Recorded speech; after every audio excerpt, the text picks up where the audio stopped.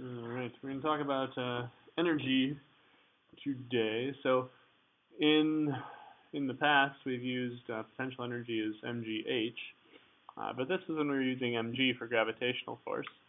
So when we get out to orbital scales, objects orbiting planets or planets orbiting stars or whatever, we can't do this.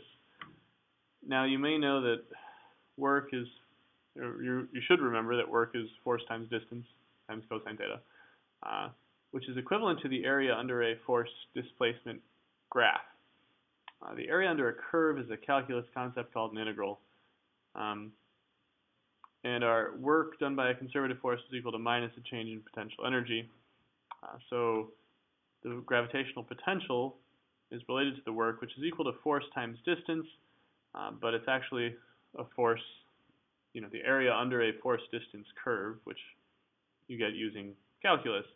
But basically it still winds up being force times the distance. In this case, our force is radial, so it's the force times a radial distance with and the work done by a conservative force is equal to, or the conservative potential energy is minus the force times the distance, which winds up being minus g m1 m2 over r.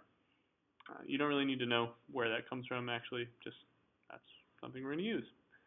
Now, notice that as r goes to infinity, potential energy becomes 0.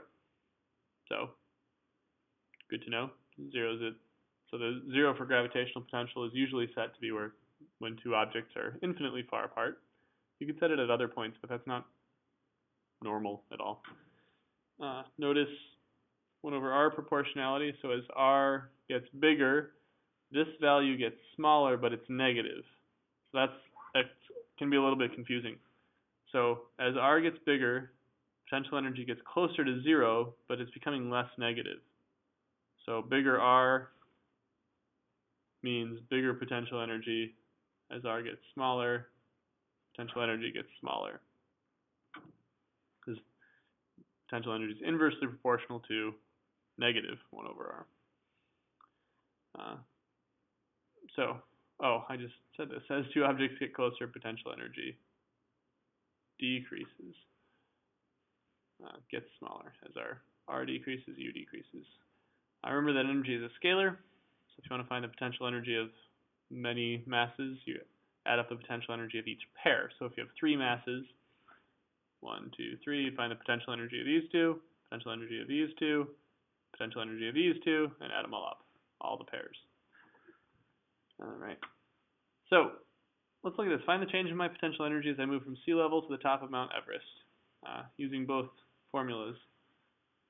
So, delta U is mg delta h, if we use that formula. So if I go from sea level to the top of Mount Everest, that's my mass times 9.8 times my change in height, 88.48. So if I punch that in, 4 times 9.8 times 88.48, I get 7283673.6. Okay. Now what about using the other formula? Well, delta U, that's going to be minus g m1 m2 over r final minus negative g m1 m2 over r initial. So what's the difference? R initial, so we've got minus g m1 m2. If I factor this, 1 over r final minus 1 over r initial. And then we can plug in numbers for that. G is, of course, 6.67 times 10 to the minus 11th. Mass 1 is 84 kilograms. Mass 2 is 5.97 times 10 to the 24th kilograms. Our final, where we wind up, is the Earth's radius, 637,000 plus the elevation of Everest. And my R initial is just at the radius of the Earth. So if we calculate that, and if we punch all that in, we get 7283673.6 546.197. So what's the difference there? 72836 instead of 5. The difference isn't until the fifth digit, which is a very small percent difference. So again, MGH is viable for any point close to Earth, but you can see there is a slight difference, and that difference gets bigger and bigger as you go far off. If you graph mg delta H versus this, mg delta H is a straight line, of course, but this is a 1 over r sort of thing, so it's kind of like, so as long as you're not too far away from the Earth, they're very close, but they gradually curve farther and farther away. So if we want to find the potential energy of the following configuration, we got these masses placed at different places. Oops, 2 of them are placed at the origin. I didn't mean to do that. Let's say this one is at -2 centimeters, comma 0. Okay. Then we have to do pairs. Got U12 plus U23 plus U13. So we've got minus G on each of them. And then we have mass 1 times mass 2 over R. So 1.8 times 1.1. Those are 3 centimeters apart. 1.8 times 2.8. Those are 5 centimeters apart. And then we have 1.1 times 2.8. And those are 2 centimeters apart. So we can calculate the total potential energy of that. Plug those numbers in, get our answer. Potential energy of the configuration is the same thing as work required to assemble the configuration.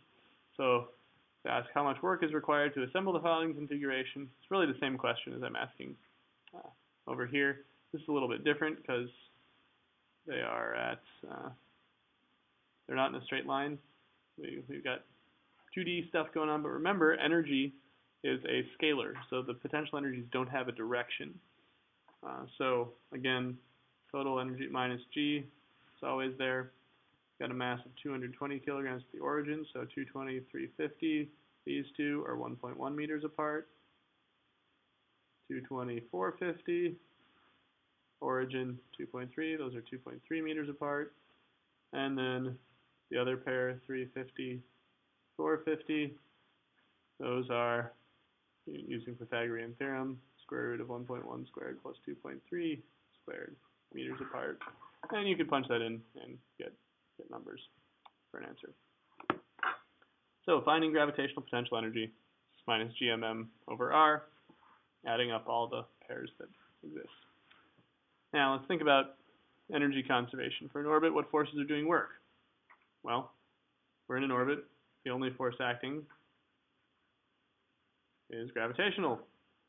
Gravitational force is a conservative force. So what does that mean about mechanical energy? It means that mechanical energy is conserved. So mechanical energy initial is equal to mechanical energy final. So in an orbit, we have kinetic energy, and we also have gravitational potential.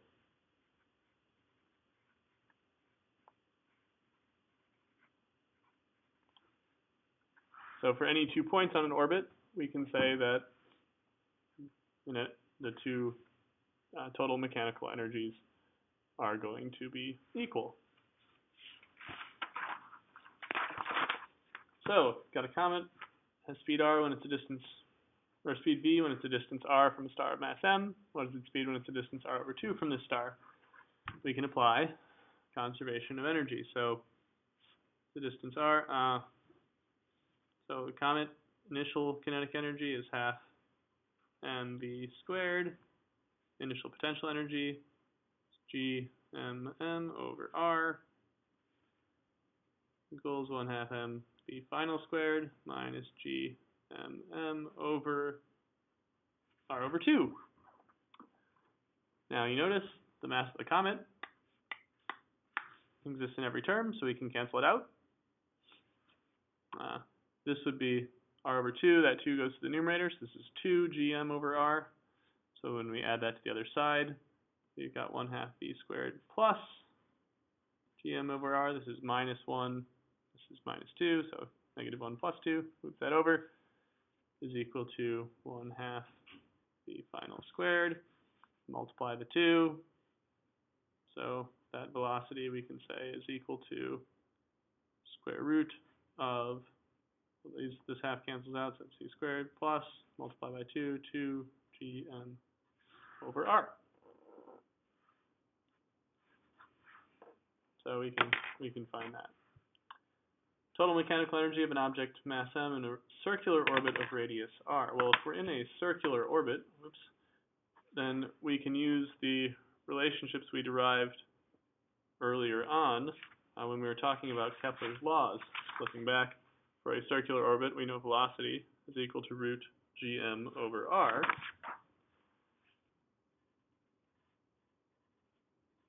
So total energy, of course, is going to be potential plus kinetic. Potential is minus gm over r.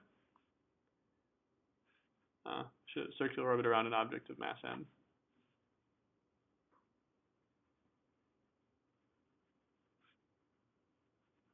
Mass big M. So that's our potential energy, plus 1/2 mv squared.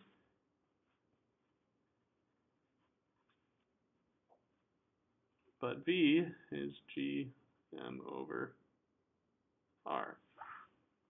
So v is root gm over r, so v squared is just gm over r. Then we can plug this in. So these are the same. This is negative 1, this is positive 1/2. So we wind up with negative 1/2. So the total energy is minus gm big M over 2r. Total mechanical energy.